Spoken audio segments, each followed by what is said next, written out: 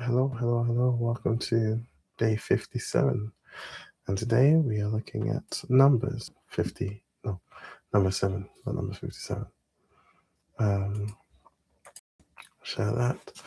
Uh, Admittedly, I've struggled today because there's lots of repetition.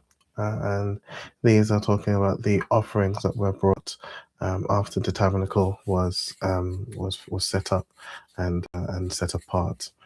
Um, and we have everyone bringing their gifts. We have 12 days of gifts from the 12 tribes. Um, and we have details of what those gifts are. I won't go into details too much. There wasn't, for me, I didn't sort of find any revelation per se with the various offerings that were brought. There are just two things that I sort of want to highlight.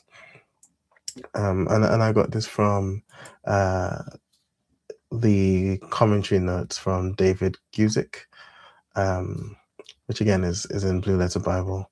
Um, but the tribes being allowed to bring a offering a day for each tribe.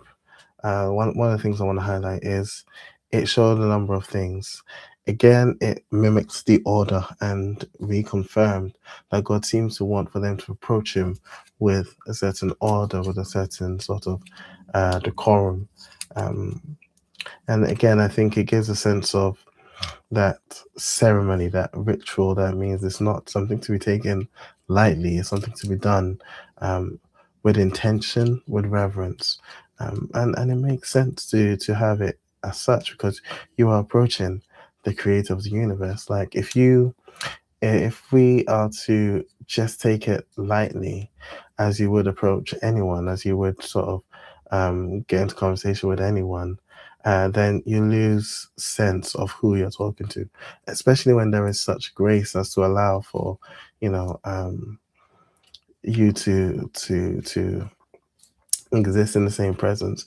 Familiarity, they say, breeds contempt, and so go back to bed.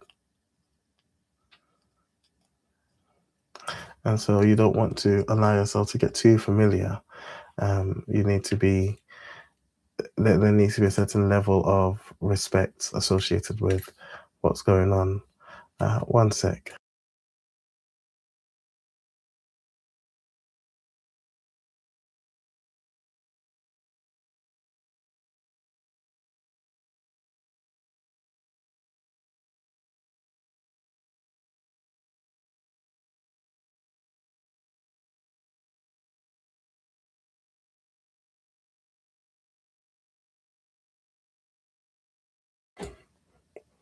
This is real life, yo. I was trying to find an excuse to not be in bed. Anyway, yeah, you see how Zara can just come in without decorum. She needs to bring an offering.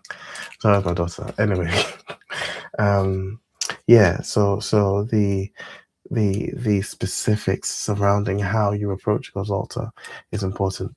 The fact that every tribe came every day, or there was a day for each tribe also, gave a sense of equality. No tribe was better than the other. No tribe was more important, outside of the order in which they were organized, and which is the same order in which they march out.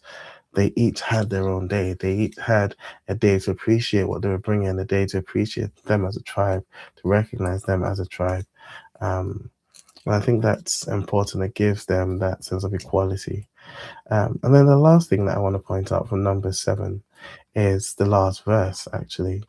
Um, he had when Moses went into the tabernacle of meeting, um, where am I? Yes.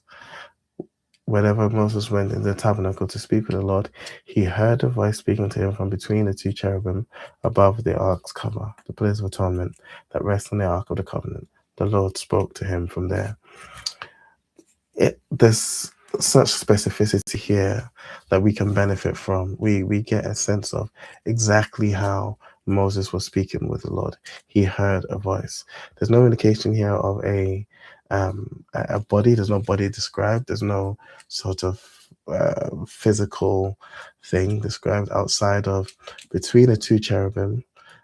as designed, where God's glory was a voice, an audible voice, was speaking to Moses as he was dealing, as whenever he'd go into the tabernacle. And again, it shows. It's interesting because we don't often get, we don't know how Abraham heard from the Lord. We know he did. We know that he conversed with the Lord. But was it in his mind? Was it audibly? I'm sure some inferences can be made from the language and from the words used, but it's never explicitly said. Here it is. Moses heard an audible voice from between the two cherubims. There's a voice, there's a physical location. And I think it's useful to recognize that Moses, with the plans that he had, I mean, there's no indication that it was different when he received the tablets, though we know that God's finger itself wrote the tablets. But the plans that he had for the tabernacle, the instructions given to the Israelites, the law, the breakdown of the law, all of these things, when Moses would go and speak with the Lord, these were the Lord's voice coming directly, coming physically, coming audibly for Moses. And at this point in time, that's how the Lord chose to reveal himself to Moses, and thus by proxy to the people, until such a time as that word becomes flesh and dwells amongst us. And Jesus is able to say, before Abraham was, I am, because Jesus is God. Anyway, I'm going to round up there. Number 7, admittedly, was a hard read, but it was a good read, just for the fact that, you get to see this ritual and this all the pomp and circumstance associated with, they finally received the tabernacle. And that's just worth recognizing in contrast when we get later on to how Israel treated the tabernacle and how they treated God's presence when, now things are fresh and ready and starting off. There's all of this joy, all of this reverence for what's going on, So, cool. That's today's reading. Mark that as read. I am up to date on my readings. You can follow this on the Blue Letter Bible reading app. Blue Letter Bible website. It's quite useful to be able to see. Tomorrow's readings are numbers 8 to 10. So God willing, I'll see you tomorrow. All right. Peace out.